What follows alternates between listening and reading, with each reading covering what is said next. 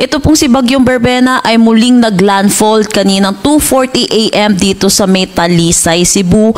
At ngayong 3 AM ay huling namataan ito over the coastal waters na ng Pinamungahan, Cebu at patungo na ito ng Negros Island region. Nananatili pa rin naman siya sa tropical depression category at may taglay na lakas na hangin na 55 kilometers per hour malapit sa sentro at pagbugso na umaabot ng 90 kilometers per hour. Ito'y mabilis na kumikilos sa direksyon na northwest. Kung makikita din natin sa ating satellite imagery, meron din tayong other weather system na nakakaapekto dito sa ating bansa. Ito po ang shear line na nakakaapekto sa eastern section ng Luzon. Ito po yung nagpapaulan dito sa Metro Manila at yung mga karatig lugar po natin at hindi po direktang epekto ng bagyo ang nararanasan po natin dito sa may Metro Manila.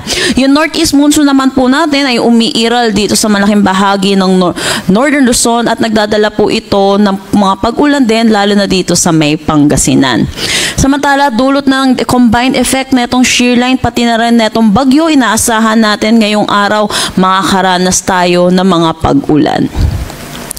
Para naman sa track na itong si Bagyong Berbena, yun po, pangatlong landfall po niya dito sa may Talisay, Cebu at inaasahan din natin magla-landfall po muli ito dito sa may Negros Island region bilang isang ganap na tropical depression category. Kung makikita din natin sa ating forecast track, ito'y tatawid ng Visayas bilang isang ganap na tropical depression kaya ang pinakamataas po natin tropical cyclone wind signal ay number 1. Inaasahan din natin mag-i-intensify ito into a tropical storm category prior to landfall or close approach dito sa may Northern Luzon at ito'y mananatili isang ganap na tropical storm habang palabas po ng ating Philippine Area of Responsibility at paglabas doon po muli siya mag-i-intensify into a severe tropical storm category.